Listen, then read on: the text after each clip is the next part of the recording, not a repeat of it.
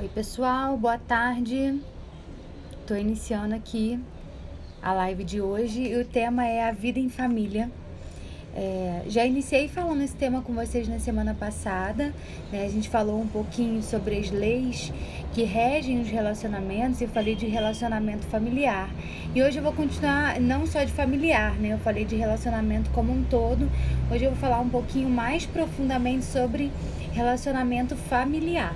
Vou esperar um pouquinho vocês entrarem para dar continuidade aqui.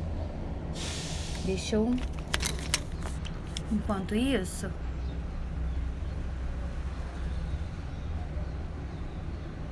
colocar a live, o nome da live. Ver se eu saberei.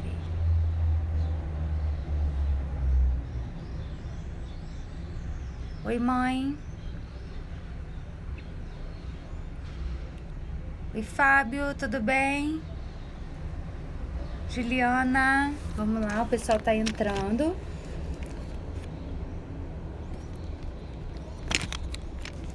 Então, pessoal, hoje o tema é sobre a vida em família, né? Como que a gente se relaciona em família, né? Eu já postei até hoje uns stories falando sobre por que a gente não se dá bem às vezes com sogra. Eu tive muita gente comentando, muita gente que me mandou depois mensagem falando sobre esse tema, que eu acho que é um tema muito interessante pra gente entender a nossa estrutura familiar, né? Como que ela se dá e o que a gente precisa mudar pra gente se relacionar da melhor forma possível, né? Existe uma coisa que acontece nas nossas famílias, com todas elas geralmente, existe padrões repetitivos de comportamento. Muitas vezes, gente... Oi, Raquel, tudo bem? Janine... Existem padrões de comportamento que se repetem e a gente às vezes nem tem a consciência que aquilo vai se repetindo pela nossa família. E isso é uma coisa inconsciente mesmo. É como se fosse uma espécie de lealdade que a gente tem com a nossa família.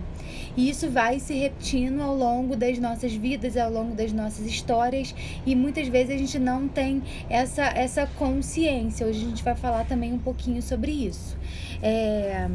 Eu não sei se vocês já ouviram termos de família emaranhada. Às vezes eu uso muito esse termo nos atendimentos. O que é família emaranhada? É quando a família ela tá tão embolada, tão cada um no papel do outro, que elas se misturam no que tem que fazer, nas relações, e um acaba entrando no papel do outro. E aí que nascem os conflitos familiares. Então, o que é o ideal de uma estrutura familiar? Eu falei isso com vocês na última aula.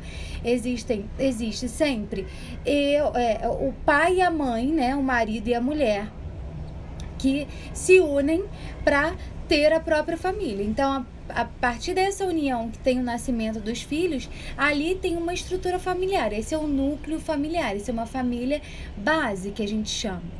E aí, a partir disso, a gente tem essa hierarquia. Os pais sempre vêm como mais importante nessa hierarquia familiar. Por quê? Porque só existem os filhos por causa dos pais. Então, os pais têm essa prioridade. Depois tem os filhos, e aí o filho mais velho tem um grau de importância maior, e assim sucessivamente para cada filho. Não é que o amor para o filho mais velho é um amor maior, não é isso. O amor é igual, mas a importância, porque quando você tem o seu primeiro filho, aquilo tem para a família geralmente, é uma espera, uma expectativa muito grande, que não é igual para o segundo filho. Não é que o amor pro segundo filho vai ser menor, não é isso, é porque aquele nascimento ali tem uma importância muito maior. Então, quando a gente tem irmãos, o seu irmão mais velho, ele tem uma prioridade em relação a você nessa hierarquia familiar, porque ele nasceu primeiro. Então, você deve um respeito maior a ele, porque ele tem uma história que vem antes da sua. E geralmente é o papel do irmão mais velho conduzir também o irmão mais novo. Não é cuidar como se fosse pai, mas é conduzir também um pouco a educação, porque a gente acaba em muitos momentos se espelhando no irmão mais velho. Quando a família tá toda desestruturada, a gente acaba se metendo no papel um do outro e dá essas confusões todas, né? Daqui a pouco eu vou falar desse relacionamento de sogra, Raquel, para você entender melhor.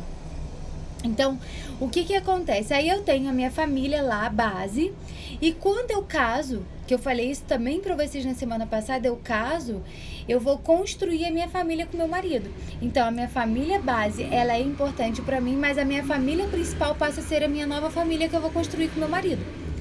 Quando não há essa separação, quando eu não consigo me desvincular, minha família fica muito mais emaranhada ainda. E talvez o meu marido ou a sua esposa comece a ter conflitos com isso, porque a sua família é a sua família, não é a família dela, ela tem uma história com a família dela. Então, quando a gente não consegue colocar cada um no seu papel, começa a gerar os conflitos familiares. E é isso que eu quero falar com vocês hoje. Então, a importância da gente saber dessa hierarquia, de cada um ter o seu papel. E aí, essa lealdade que eu tava falando, né? Quando a gente tem uma lealdade familiar que a gente não compreende. Às vezes a gente é tão leal à nossa família e a gente não consegue se desvincular que pra que de alguma forma aquilo apareça na minha história com a minha família, eu tenho um comportamento que já vem de muitos anos da minha família. Então, um comportamento de uso abusivo de álcool, às vezes porque é uma história da minha família, é um padrão repetitivo da minha família, de violência doméstica, às vezes de falência.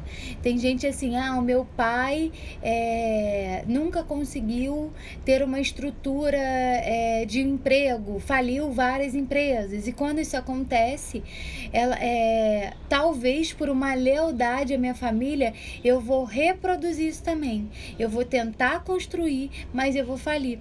Porque é super inconsciente isso, tá? Porque a sua tentativa sempre vai ser de querer, talvez, mostrar pro seu pai que você é capaz daquilo ali. E aí, quando você tenta muito e às vezes falha, essa lealdade tá ali. Porque se você conseguir, talvez inconscientemente você tenha uma culpa por se sentir melhor do que seu pai. E aí você acaba cometendo os mesmos erros. Se você analisar, semana passada eu falei isso pra vocês, analisem a estrutura da sua família. Veja que padrão que se repete. E veja se não tem muita atitude inconsciente que você toma que vai trazendo à tona, né, essas histórias de novo sem que você tenha consciência disso. A gente então pode entender que a gente precisa compreender a história da nossa família, não é julgar. Então, se um padrão repetitivo, né, ele vem acontecendo por gerações e gerações, não é para você analisar isso e julgar o que está acontecendo. O ideal é você analisar isso, compreender por que isso acontece, respeitar, agradecer tudo o que aquilo causou na sua vida, mas romper com esse processo. Dizer, essa história não é minha, eu não preciso reproduzir isso, eu não preciso vivenciar isso para pertencer a essa família. Então, esse é um trabalho que a gente faz muito na terapia, principalmente na constelação familiar, para trabalhar a estrutura familiar, para trabalhar essa questão com as famílias, que invariavelmente tem. Então a pessoa fala, mas não tem problema nenhum com a minha família. Aí você vem para falar, sei lá, de uma amizade. E aí você vai ver que aquela amizade, às vezes, ela não tá boa, não tá do jeito que você quer, porque você traz alguma coisa da sua família. Então, necessariamente tem envolvimento da família, porque a gente é aquilo que a nossa família moldou, né? Então, e aí na vida adulta é o momento da gente questionar e tentar se aproximar mais daquilo que a gente queria ser, não daquilo que a gente idealizou. Então, quando a gente sai desse ideal, a gente consegue ver mais o que a gente quer, a gente consegue se transformar, a gente consegue mudar. Isso é muito importante para o nosso desenvolvimento. A gente quebrar esses padrões, olhar, enxergar as nossas dificuldades e tentar melhorar. e sair, quebrar, romper com esses padrões de comportamento que a gente vai arrastando por uma vida inteira, né? Então, isso é muito importante. E aí, quando a gente às vezes vai avaliar a nossa família, a gente entra num processo que não ajuda, que é, mas e se? Mas e se meu pai não tivesse separado da minha mãe? E se meu avô não tivesse morrido? E se... Gente, e se não existe? Ele só gera uma onda de sofrimento maior ainda. Porque aquilo que aconteceu na sua família aconteceu. O e se só serve para você criar uma expectativa de algo que nunca vai acontecer. Então isso gera muito mais sofrimento para sua vida. Então toda vez que você for analisar a história da sua família, aquilo que você viveu, não fica sofrendo com e se. Você vai analisar e falar, é isso que aconteceu, eu sou grata porque através disso eu me transformei em quem eu sou e não preciso mais repetir aquilo que não me serve mais. Eu posso buscar outras coisas para mim e posso levar aquilo que me favorece, aquilo que me ajuda, princípios e valores que eu acho que são importantes para mim e que me ajudaram muito. E às vezes tem princípios e valores que ajudam muito e que a gente às vezes tem que encontrar o meio termo também para usar. Vou dar um exemplo disso. Eu venho de uma criação muito rígida. O meu pai é muito rígido, então ele sempre exigiu muito, sempre foi muito exigente para tudo muito perfeito. E esse padrão de perfeccionismo me ajuda em alguns momentos, mas me atrapalha em muitos outros. E aí o que eu tenho que fazer?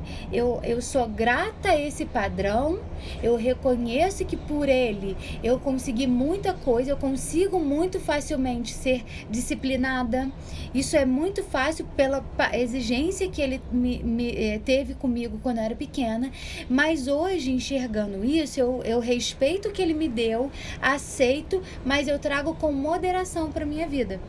Porque eu acho que em algum nível eu preciso ter uma flexibilidade, porque senão traz muito sofrimento. Entenderam como que é o que a gente analisa? Então não é nada muito, às vezes, muito drástico, não. Mas são coisas simples que você pode analisar e trazer para sua vida de uma forma que vai te ajudar e não vai trazer sofrimento. Então tudo aquilo que traz sofrimento, vamos analisar e talvez não é descartar completamente, mas trazer mais daquilo de uma forma mais sutil para sua vida que não traga sofrimento. Entenderam isso? Alguém quer compartilhar, falar alguma coisa, gente? Pode colocar a opinião aí de vocês, tá? E aí eu tava falando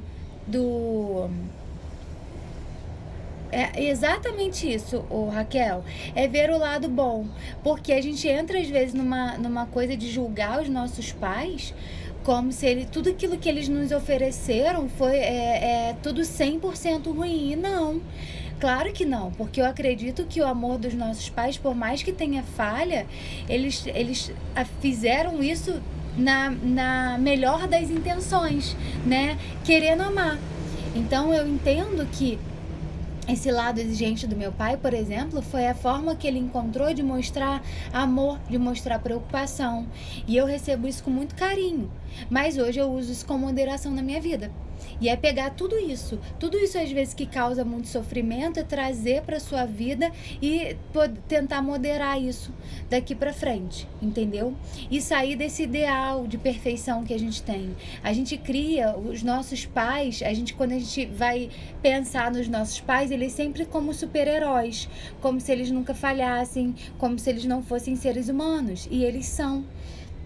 Parar de idealizar os nossos pais. Entender sim que eles têm qualidades, que eles têm defeitos, que você pode aprender com eles e pode aprender com outras pessoas. Também não tem problema isso, entendeu? Mas essa idealização que a gente faz só traz sofrimento pra gente e para os nossos pais, porque eles entendem como se eles tivessem falhado uma vida inteira, e também não é isso, né? Deixa eu ver aqui o que a Paty comentou. E nós vamos cometer os mesmos erros com nossos filhos. Nós vamos cometer os mesmos erros. Não que a gente não vai errar com nossos filhos, mas é muito importante isso que você falou, Paty, que a gente só vai cometer os mesmos erros com os nossos filhos se a gente não analisar o padrão que a gente vai trazer. Então, com certeza eu vou errar com meu filho, porque eu sou um ser humano. Mas eu posso analisar os erros que os meus pais tiveram e trazer para o meu filho de uma forma mais amena, porque eu aprendi. Então, o erro do meu pai não precisa ser uma tortura na nossa relação, pode me ajudar como mãe.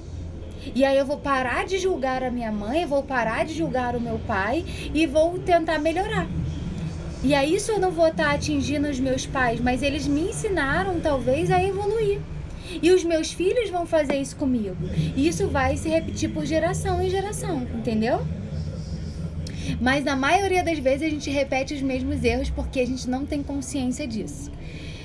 Vamos ver o que a Natália perguntou aqui. Em relação à criação dos filhos, como manter uma balança sem parecer muito rígida? Vou falar sobre isso daqui a pouquinho. É um assunto, assim, muito importante, Nath. Eu vou falar daqui a pouco mais um pouco sobre a educação. A Raquel colocou...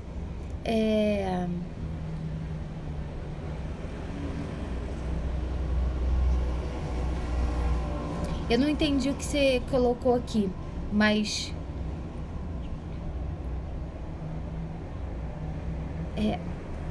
sempre certo, né, Raquel? Os nossos pais... Eu acho que não, que ninguém tá 100% certo em nada, né? Mas eu acredito que eles fazem da melhor forma, que eles têm condição de ser. Porque a gente às vezes exige do outro aquilo que ele não tem condição. Né? E a gente exige isso da gente. Eu escuto tanto dos meus pacientes a seguinte frase: se fosse hoje, eu não faria isso. Por que eu fiz isso? Aí eu falei, mas se fosse hoje, você faria diferente, porque hoje você aprendeu, amadureceu e tá trazendo para sua vida recursos que você não tinha lá atrás. Então, se você errou, você não errou de propósito. Você errou porque naquele momento você achou que estava fazendo melhor. Então, você também precisa amenizar isso, assim como os nossos pais erram tentando fazer o melhor. E a gente aprende, e eles também devem ter aprendido ao longo do tempo, né? Mas a gente condena os nossos pais eternamente por erros que a gente também pode cometer, né? Michele, vamos ver o que ela botou aqui. Apesar de achar algumas atitudes dos meus pais erradas, eu me vejo fazendo igual a eles inconscientemente. Quando percebo, procuro mudar as minhas atitudes. Isso é o padrão repetitivo, Michele. Você se pega fazendo, falando igual os seus pais, uma coisa que você, quando era criança, você odiava. Por quê? Você só odiava. Lembra que eu falei pra vocês semana passada que tudo aquilo que a gente nega, a gente tem que trazer pra nossa vida como uma forma de lealdade pros nossos pais? Então, eles fizeram alguma coisa que era errada, mas eu só odiei. Eu não entendi por que eles fizeram aquilo. Então, ficou no meu inconsciente. Inconscientemente, eu vou reproduzir aquilo. Por isso que é muito importante eu ter consciência, tentar compreender por que os meus pais fizeram aquilo, aceitar, agradecer no sentido que naquele momento eles fizeram o que eles achavam que era o melhor, mas falar, eu agradeço e agora eu sigo sem levar isso comigo, como mãe, sem levar isso para minha filha, para os meus filhos, entendeu? Atitudes que tinham comigo quando criança e me vejo repetindo com a minha filha. Isso acontece, sim, muito. É quase 100%. 100% é muito, mas assim, 50% das coisas que os nossos pais nos fizeram, a gente vai reproduzir se a gente não tiver consciência disso.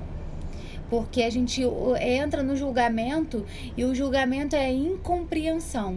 Então, a incompreensão me leva a repetir esse padrão. Então, eu preciso compreender para quando eu estiver fazendo, eu falar, opa, não vou fazer isso. Porque eu não gostava disso, eu não acredito nisso enquanto mãe e eu posso ser diferente. Tá? E aí, não é que você vai ser melhor, não é desmerecendo o que seus pais fizeram por você, tá? Só entendendo que hoje você tem outros recursos, hoje se tem outro entendimento e você pode fazer diferente, assim como os nossos pais fizeram com os próprios pais, né? Existe uma geração agora principalmente, de dar para os filhos aquilo que não tiveram. O que os filhos, né? O que os pais atuais estão fazendo isso? Às vezes sofreram pela falta, e aí por julgar o comportamento dos pais, eles levam para um outro extremo também. E às vezes acabam tendo atitudes que não é boa para o filho, que quer dar tudo, quer suprir todas as necessidades do filho, e isso também não é saudável. Por que eles fazem isso? Porque eles estão negando completamente aquilo que eles receberam. E lembra, nem tudo é 100% ruim, nem tudo é 100% bom. A gente pode tirar proveito de tudo, né?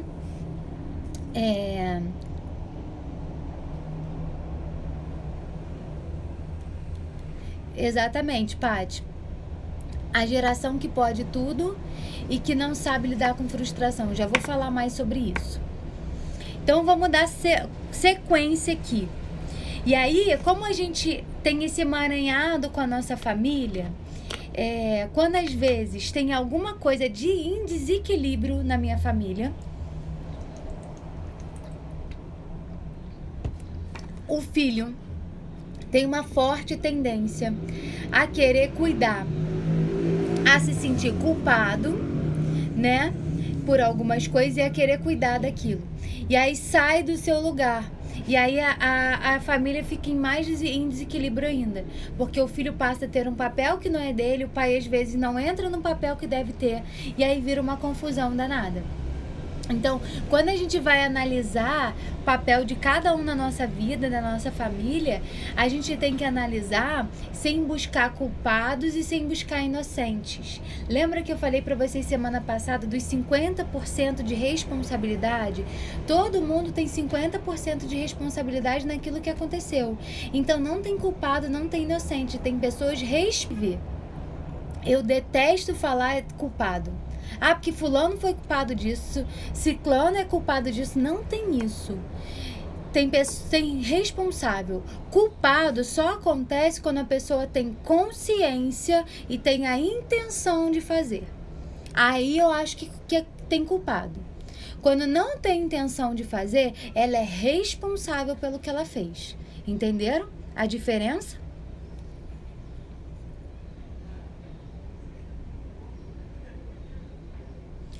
Raquel colocou: eu costumo dizer que se eu tivesse feito o que os meus pais falaram, minha vida seria melhor.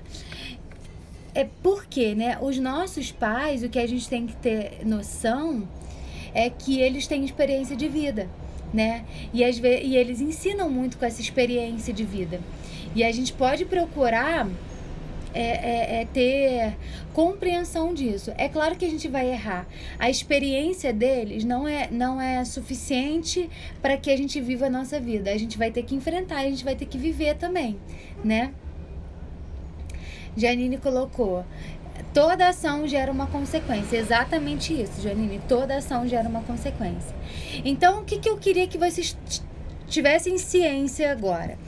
Todo padrão repetitivo, traição, alcoolismo, compulsão, falências, desconfianças, insegurança, separação, problemas financeiros, brigas, qualquer padrão repetitivo, analisa e tenta entender de onde que isso vem.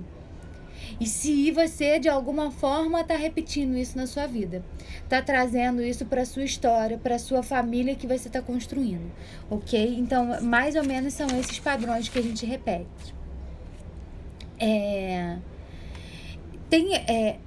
O que a gente precisa entender? Quando a gente se une, né? Eu vou casar com alguém que tem a história dele, que tem a crença dele, que tem o valor dele. E aí que gera o conflito, como eu falei com vocês na ansiedade é um padrão, só interrompendo aqui, é um padrão. Ansiedade é um sentimento aprendido. Então, muito provavelmente, você vive numa família ou tem alguém na sua família que era muito ansioso e que você aprendeu a pensar e a sentir como essa pessoa. Ansiedade, ninguém nasce... ansiedade que eu falo, essa ansiedade desregular, né? A gente tem um determinado nível de ansiedade que é importante, que move a gente, mas essa ansiedade que atrapalha a nossa vida, geralmente ela é aprendida. Se você for analisar a sua família, tem alguém muito próximo que você recebeu influência que é ansioso, tá? Então, retomando aqui a história, né? Quando eu caso, e aí o meu marido tem os valores, tem as crenças deles e traz pra a gente se junta aí, tem os meus com o dele, né? E aí, muitas vezes a gente julga, né? A gente julga porque a gente não compreende a história do outro. E tem até uma história, né, num livro que a autora fala que uma vez ela tinha uma ajudante em casa, né? E ela chegava em casa, todo dia ela sentia um cheiro de xixi muito forte, ela não entendia de onde que vinha aquele cheiro de xixi. Aí ela foi perguntar à moça e falou: gente, mas o que tá acontecendo? Tudo limpo, tudo impecável. E ela sentiu um cheiro muito forte de xixi num pano de chão, mas o pano tava branquinho. E aí ela foi e conversou com a menina e falou assim: meu Deus, mas por que esse pano tá com esse cheiro? Se tá tudo limpinho, não tô entendendo. Aí ela pergunta pra menina assim: onde você tá lavando esse pano? Aí a menina falou com ela assim: eu tô lavando dentro do vaso. Aí ela descobriu de onde vinha o cheiro. E ela falou que na hora que ela ouviu isso da menina, ela compreendeu que ela estava lavando o pano de chão dentro do vaso porque a menina vinha de uma família que não tinha nem vaso sanitário em casa. Então, quando ela viu aquela água limpinha dentro do banheiro, o que ela achou? Que ela poderia usar, porque a água estava limpa. Então, o valor dela, as crenças dela, através daquilo, ela tinha um determinado comportamento. Porque ela viveu uma história diferente daquela outra mulher, da patroa, vamos dizer assim. E aí, o que a gente faz muito um com o outro? A gente julga sem conhecer a história por trás, sem entender qual é o tipo de família, o que eles viveram. Porque a gente julga falando assim, aí vem um pouco da empatia, né, que a gente precisa trabalhar. O que a gente julga? A gente julga falando assim: não, mas eu não faria isso. Mas a sua vida é a sua vida, você tem a sua história. Você tá entendendo a história do outro? Porque talvez se você tivesse nascido naquele contexto, você faria exatamente igual. Então, entra no contexto do outro para compreender e para não julgar. Porque as pessoas têm as atitudes que têm, porque é a forma como elas aprenderam. E aí, se a gente não compreender isso, se a gente não compreender o nosso marido, não compreender a história que ele carrega, vai dar briga, porque eu acho que o que eu penso é certo e ele acha que o que ele pensa é certo. E aí vai ter conflitos horríveis, né? Deixa eu ver só o que a Michelle colocou assim, aqui. Eu penso que eu tenho uma compulsão alimentar quando estou ansiosa. E hoje consigo ver que isso foi gerado na minha infância.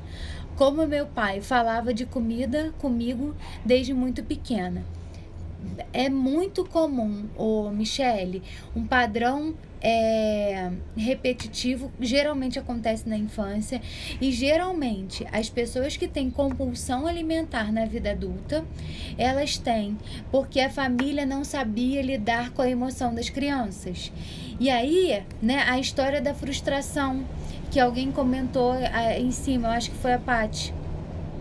Você não saber lidar com a frustração do seu filho e aí você dá alguma coisa para acalentar. Então eu dou comida para diminuir aquilo que ele está sentindo. Então eu não consigo instruir para falar, olha meu filho, o que está acontecendo com você é isso e isso, vai passar, é normal você sentir isso. Não, a gente tem dificuldade disso hoje, você imagina nas gerações passadas, né? E que a gente usava muito a comida como forma de acalentar. Então, pessoas que têm problemas compulsivos hoje, muito provavelmente aprenderam um amor, o conforto através da comida. E seu pai estava errado com isso? Não. Era o recurso que ele tinha para te proteger, para cuidar de você. E aí o que você precisa pensar hoje é: quando eu tenho o impulso de fazer isso pela minha filha, eu não vou fazer. Então, quando eu vejo que minha filha, eu vejo muito isso, né? Talvez para mim seja um pouco mais fácil, porque eu não fui criada com amor através da comida. Eu acredito que tem um determinado nível, mas isso não era muito forte na minha família. E aí, hoje eu vejo assim, muitos pais, a criança pede, sei lá, bolo. Ah, eu quero um bolo de chocolate no café da manhã. Aí, à tarde, ela quer uma sobremesa, ela quer um brigadeiro. Aí, antes de dormir, ela quer um Nescauzinho. E aí, você com pena, olha só, você dá. E aí, o que você está fazendo? Você está repetindo o padrão do seu pai. Você está repetindo o padrão da sua família, porque também te dava comida por pena. Por mais às vezes que ela soubesse que aquilo não te faria bem. E aí, o que a gente precisa fazer com os nossos filhos é ensinar para os nossos filhos que ele não precisa ter amor através da comida, que ele precisa entender se ele precisa daquilo naquele momento ou não, se é só uma forma de se sentir mais seguro. Por exemplo, a gente dá mamadeira para as crianças antes de dormir. A criança, às vezes, ela vai sentir mais acolhida, a criança um pouquinho maior, se ela tomar alguma coisa antes de dormir. E aí você vai quebrando esse padrão, dizendo, você já cresceu, você não precisa mais disso, a gente já jantou, por isso que você não precisa comer. Você vai orientando, porque não é sacrifício nenhum você dar uma mamadeira, um Nescau pro seu filho, mas hoje para você não é, pro seu filho a longo prazo vai ser, entendeu? E a gente tem que romper com isso. Deixa eu ver aqui que subiu um monte de mensagem.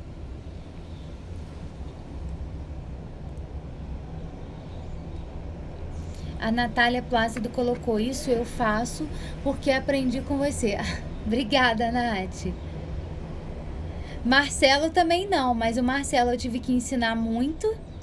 Em algum momento da nossa relação, eu tive que sair do meu papel de esposa e entrar no lugar de mãe e dizer para ele que ele não tinha necessidade de acordar para comer. Isso é muito importante. O Marcelo tinha uma necessidade. O Marcelo foi criado muito com amor através da comida. E eu via que aquilo não era saudável, não era bom para ele. E com o meu padrão, eu fui ajudando ele a desconstruir aquilo nele. E hoje ele enxerga que não é por mal que a família dele fazia aquilo, mas não é uma coisa saudável para a vida dele. E aí, assim, ele tá conseguindo transformar isso na vida dele, entendeu? Fernandinha, beijo. Ela colocou aqui, eu já dei chocolate para minha filha como compensação por um bom comportamento. E hoje não faço mais. Eu acho muito bom. Não é que a gente não possa dar doce, tá? Mas eu acho que toda vez que a gente associa isso só isso, né, como forma de recompensa, a criança vai ficar condicionada a isso. E ela vai achar que comer é a melhor coisa, que o bombom é a melhor coisa. E talvez que comer a comida saudável é punição. Porque muitas mães fazem isso. A criança às vezes está lá comendo uma comida saudável. E aí você fala, mas assim, se você não se comportar, você não vai ter sobremesa. E a sobremesa geralmente é um bombom, é uma coisa que não é saudável, um chocolate, alguma coisa assim. Então você está dizendo que é para ela, que ela é punida com a comida boa e ela é compensada com a comida, que ela é punida com a comida ruim e ela é compensada com a comida boa, recompensada. A gente precisa desassociar a comida. Comida é comida. Comida é algo super importante que pode ser prazeroso, mas não deve servir como acalento, não deve servir como forma de amor. O amor é outra coisa. O amor é o cuidado, é o limite, que a gente já vai conversar mais daqui pra frente, tá bom? Então, deixa eu ver aqui até onde que eu parei, que eu me perdi um pouco. Compreendendo as nossas histórias. Então, o que eu tava falando? Quando eu entendo a história do meu marido e ele entende a minha, a gente vai tentar desconstruir coisas que não servem mais pra gente para construir a nossa família. Por isso, aí a história da educação, Nath, que você perguntou, quando a gente vai educar os nossos filhos, a gente tem que ter um acordo muito bom com o nosso marido, com a nossa esposa, porque a gente tem que seguir uma linha de raciocínio. Se você acredita numa coisa, o seu marido acredita em outra, e vocês não entram num consenso, vai dar briga. E o seu filho vai ter ganhos imensos com isso. Sabe por quê? Porque seu filho manipula. Porque ele é uma criança ruim? Não, porque ele é uma criança esperta. E aí ele vai manipular para ganhar aquilo que ele quer. Então, se ele sabe que ele não consegue com o papai, mas com a mamãe eu vou conseguir, ele vai fazer. Então, o que os pais têm que estar? Eles têm que estar em conformidade um com o outro. É saber assim, olha, isso ela não vai fazer. Ou se a criança me pede alguma coisa, eu vou falar assim, você já falou com seu pai? O que seu pai falou sobre isso? E mesmo que você não concorde, você vai respeitar a opinião do seu marido e depois você vai entrar num consenso com ele. Isso é a melhor forma para estabelecer uma boa educação. E assim, os grandes conflitos de relacionamento entre casal, eles acontecem quando o filho nasce. Porque um se acha 100% certo, as pessoas se acham donas do filho. Isso é uma coisa que a gente tem que ter muito cuidado, porque você não é dono do seu filho. O seu filho é do mundo. Você, por um tempo, é o cuidador dele, e que pode ser por uma vida inteira. Mas ele é responsável pela própria vida. Você vai criar um ser humano para que ele consiga conduzir a própria vida. Essa é a função do pai e da mãe. É dar autonomia para que o filho cresça e seja um adulto saudável. O que o pai e a mãe fazem? Tratam o filho como criança uma vida inteira. E quando ele vira adulto, querem que ele seja adulto. Aí não entende meu filho, eu não entendo meu filho não consegue nada na vida dele. E aí por quê? Porque você não ensinou, você o tempo todo, a vida inteira, você deixou o seu filho num comportamento de dependência, infantilizou o seu filho, não deu responsabilidade, não ensinou ele a lidar com frustração, e aí quando ele fica adolescente ou adulto, você quer cobrar o que você não ensinou. Então entendam, pais, que você é um instrumento e que você vai direcionar o seu filho para a vida adulta. Assim como você foi um filho, lembra de você quanto filho. Você gosta de um pai e uma mãe controladora o tempo todo? Não, porque tira de você a sua autonomia. Então é muito importante que a gente entenda isso. O papel de um pai é cuidar e dar autonomia para que a criança cresça, para que o seu filho se torne adulto e a partir dali ele consiga gerir a própria vida. Essa é a função de um pai e de uma mãe. E vai ter que ensinar a lidar com frustração. Vai ter que orientar o caminho. Porque o que eu vejo muito hoje são pai e mãe super protetores. Muito. O mais comum é pai e mãe super protetor. E eu costumo dizer, eu tenho muita experiência, eu já tenho quase 10 anos de formada. E por muito tempo eu trabalhei com criança, com adolescente. E eu sempre falei isso. A criança que não tem limite, criança que é super protegida, sofre 1000 vezes mais do que uma criança que é negligenciada. E, Elaine, isso é muito grave o que você está falando, mas é. Porque a criança que é negligenciada, ela sofre, mas ela dá um jeito de desenvolver autonomia na vida dela e seguir. A criança que é super protegida, ela vira um adulto banana, que não sabe lidar com nada. Um adulto fragilizado, que não sabe lidar com uma frustração. Então, quando você vai lá na escola e briga com o amiguinho do seu filho porque ele brigou com o seu filho, você não está dando autonomia para o seu filho resolver os próprios problemas. Então, o que eu vou fazer então com isso, Elaine, se meu filho não sabe? Você vai orientar ele a conversar com o amiguinho dele. Você vai ensinar ele a se defender. E você não vai defendê-lo. Porque quando você faz por ele, ele não está aprendendo. Enquanto criança, para ele isso é super confortável. E é até bom. Mas quando ele crescer, isso vai ter uma destruição terrível na vida dele. Porque você não vai poder ir para o trabalho com ele. Você não vai poder ir para a casa dele quando ele casar. Né? Esses monte de coisa. Tem mães que tentam, né? E aí o grande conflito, às vezes, de sogra e nora tá nisso. Né? Que a sogra geralmente não consegue entender que o filho cresceu. O filho, por sua vez, não consegue enxergar que cresceu. E a nora não consegue entender o papel da sogra na vida do filho. E aí vira briga, porque vira disputa.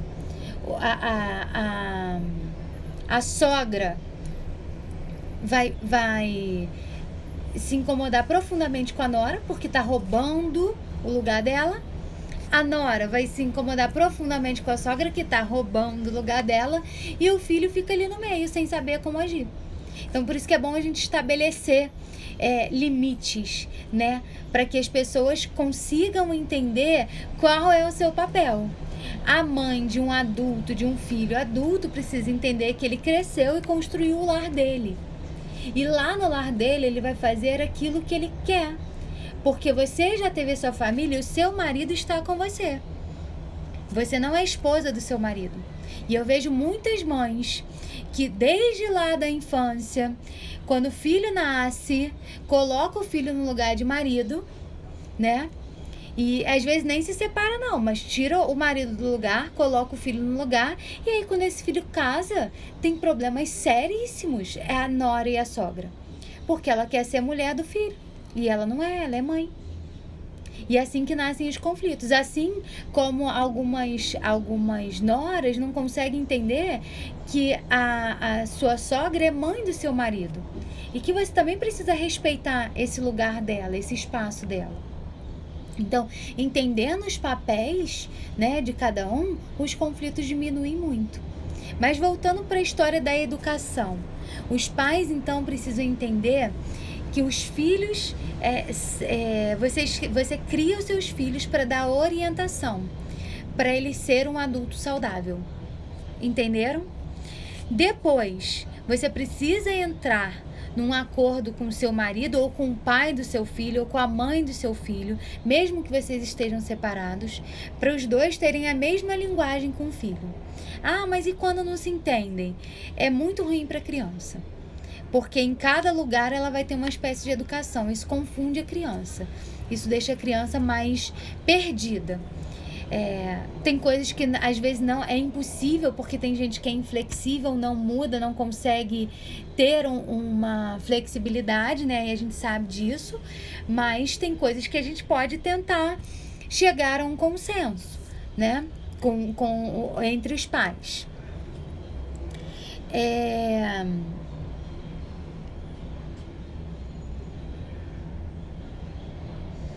Marcelo pediu para eu falar aqui sobre a transição da família base para a família nova. O que acontece? Eu vou falar aqui, Marcelo, amor. Então, nossa família nuclear, nossa família base. Meu pai, minha mãe, meus irmãos, se eu tiver irmãos. Essa é a minha família base. Que me orientaram para eu me desenvolver e crescer e me tornar uma adulta. Beleza? Quando eu me caso, eu tô formando a minha família. Então, eu preciso deixar a minha família base em segundo plano e colocar a minha família nova, a minha família que eu tô formando agora, como família principal. Se eu não consigo separar isso, eu vou ter problema. Porque eu vou querer enfincar a minha família nuclear dentro da minha família que eu tô construindo. Só que aqui sou eu e meu marido. E aí, talvez eu vou invadir o espaço dele. Assim como se ele quiser enfincar a família dele aqui.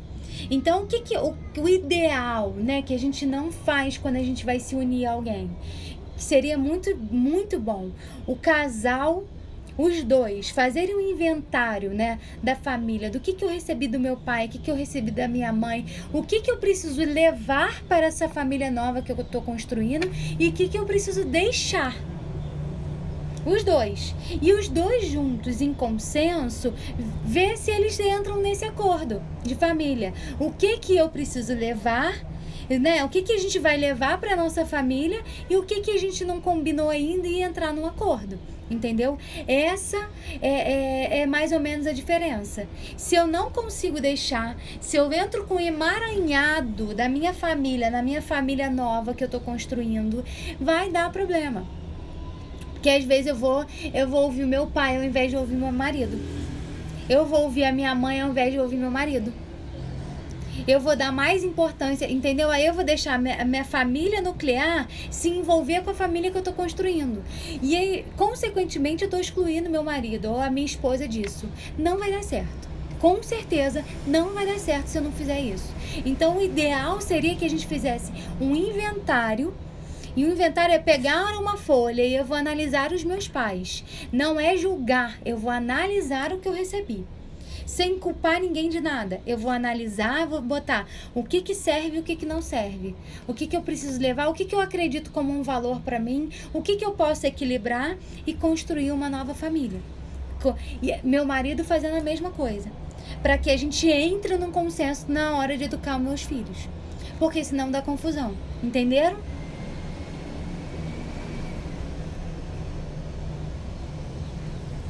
Entenderam, pessoal, essa questão aí da família?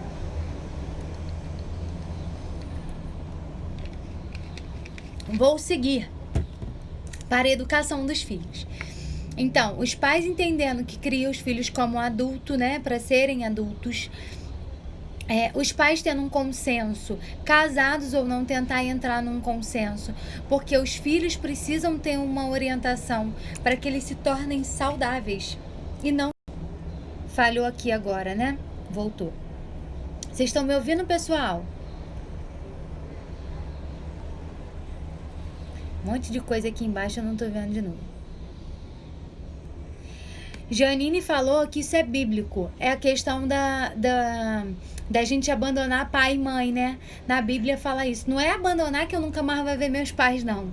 Mas é entender que quando eu construo a minha família, aquela passa a ser minha família principal. Entenderam? E é bíblico mesmo.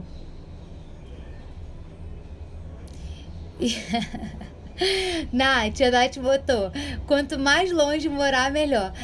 Talvez porque você esteja num julgamento, porque você não compreenda, porque a gente pode morar do lado e a gente estabelece o limite entre a família.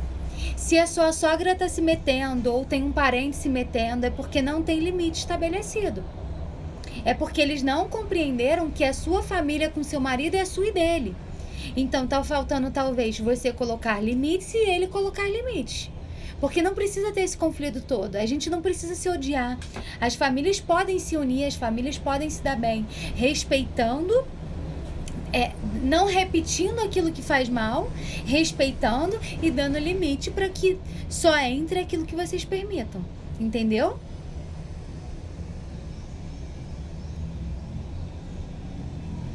Janine colocou aqui: nossa, esse combinado pré-nupcial seria perfeito. Assim, seria mesmo. Eu acho que tinha que ser assim, um pré-requisito. Quando as pessoas que casam na igreja católica têm aquele curso de casamento, né? Não sei se é só para padrinho, não, acho que tem para os noivos também. Isso tinha que ser implementado lá. Em todas as igrejas isso tinha que ser colocado, ou em todos os cartórios, porque isso mudaria muitas relações, isso ajudaria muitos relacionamentos e talvez impediria relacionamentos que você já sabe que não vai dar certo para não ir para frente, né? Famílias que não tem nada em comum, às vezes é melhor não ir para frente, né? Vamos ver se alguém colocou mais alguma coisa. Eita.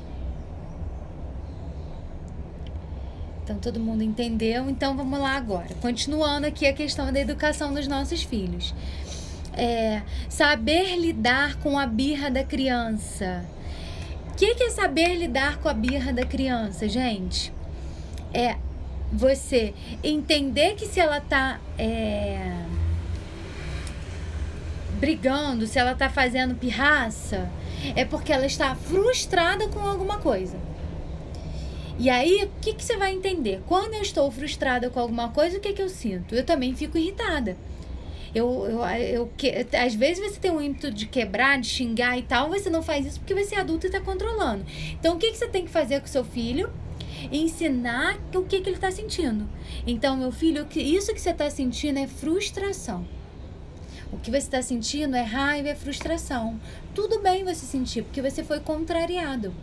Mas agir dessa forma não vai resolver o seu problema. O que você precisa é se acalmar para tentar chegar o mais próximo possível daquilo que você quer. Vou dar um exemplo disso que aconteceu recentemente na minha vida. O meu sobrinho queria levar um brinquedo dele para casa dos avós.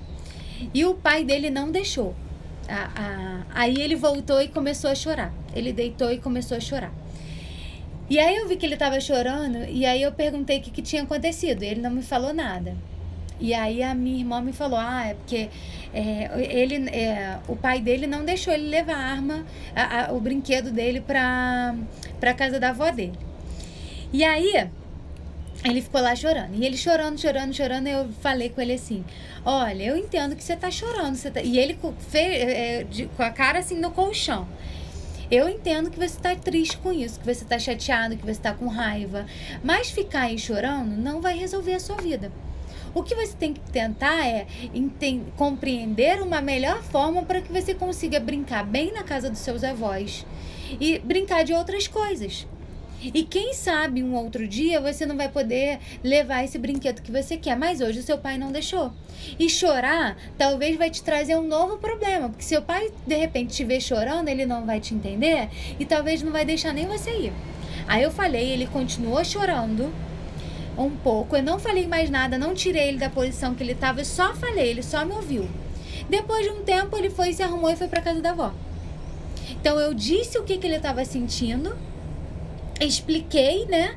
Falei que não adiantava, que eu entendia sim que ele podia chorar, não falei para ele não chorar, mas eu disse o quê? Isso não vai te trazer a solução.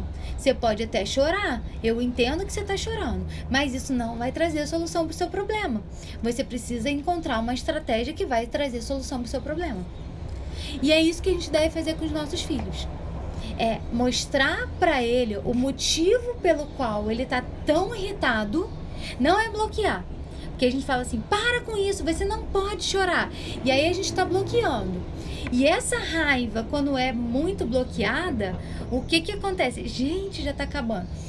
Quando ela é muito bloqueada, na vida adulta, isso vai se transformar em ódio, que é uma coisa mais grave da emoção.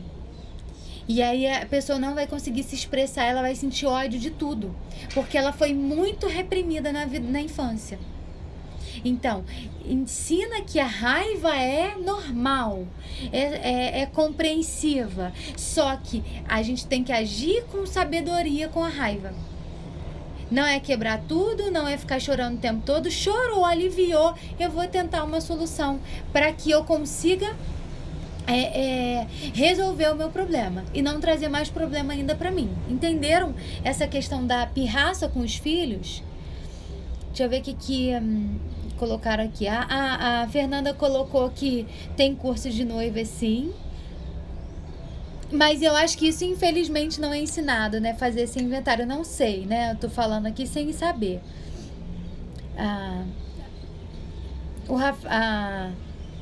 A Chayenne, né, botou aqui, na igreja evangélica também tem casados para sempre, que ensina um pouco disso. Mas esses casados, tem mesmo, inclusive eu já atendi pacientes que fizeram, mas infelizmente esses casados para sempre, não sei como tá agora, né, na época que eu atendi uma paciente, isso era feito quando você tava com problema já no seu casamento.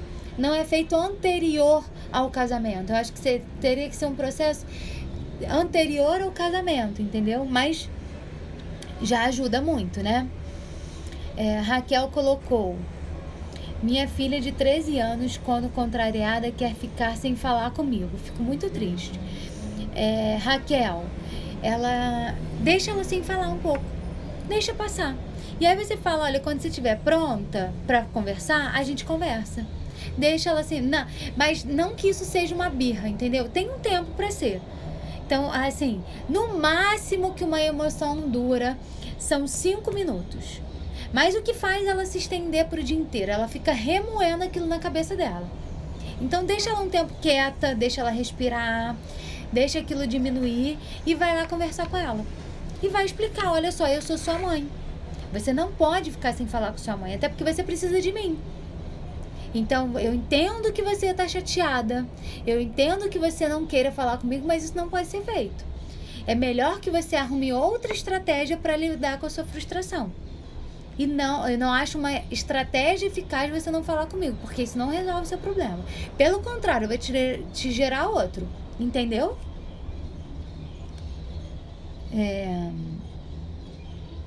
Conversar é tudo, Raquel. É isso mesmo.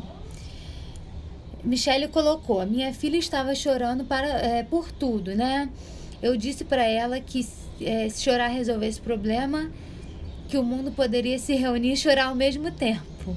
É verdade. E todos os problemas seriam resolvidos. Exatamente. A criança tem o ímpeto de chorar porque ela tá... O choro é para aliviar o sentimento e mostra também uma incapacidade de lidar com o problema, tá? E aí, você vai orientar, você fala: minha filha, tudo bem, você pode chorar agora, mas vamos tentar chegar a uma solução para o seu problema, porque ficar chorando não vai resolver. Então, vamos tentar pensar numa outra estratégia. E aí, a criança, aos poucos, ela vai parando com esse padrão de chorar e vai aprendendo que ela pode resolver de uma outra forma o problema dela. Mas a gente não deve bloquear esse choro, entendeu? Você tem que parar de chorar, que palhaçada é essa? Porque ela vai reprimir isso e na vida adulta isso se transforma em ódio e é muito grave, né? Raquel colocou: passa rapidinho, Raquel. É tão bom falar que passa rápido. E, inclusive, já tá acabando. Eu vou me despedir de vocês. Não falei tudo que eu tinha que falar com vocês. Tem muita coisa sobre esse tema. Então, semana que vem, quinta-feira que vem, eu volto a falar sobre esse tema com vocês, beleza? Sobre a família, sobre a educação dos filhos. Qualquer dúvida, qualquer coisa. Se vocês fizerem um inventário da vida de vocês, traz também para dividir como que foi, porque eu acho que isso é sempre muito importante. Tá bom, gente? Mais alguma dúvida? Sei nem se eu tenho minutinhos. Então eu vou me despedir de vocês. Foi bom que, assim, não é um número grande de pessoas que assiste, mas todo mundo fica até o final. Isso é tão legal, que sinal que vocês estão gostando do assunto, né? E vou trazer mais, porque eu acho isso muito importante pra gente, né? Esclarece muita coisa na nossa vida. Obrigada, Janine. Obrigada, Chayenne. Obrigada, Raquel. Obrigada, Fernandinha. Michele, obrigada. Deixa eu ver quem mais falou comigo. Todos que estão aí, muito obrigada por participarem. E, obrigada, amor. Beijo. Até semana que vem, então. Maiara, beijo. Assiste tudo depois, então, Maiara. Nath Plácido, beijo. Então, eu tô indo, tá, gente? Um beijo e até semana que vem. Tchauzinho. Tchau, mãe. Beijo.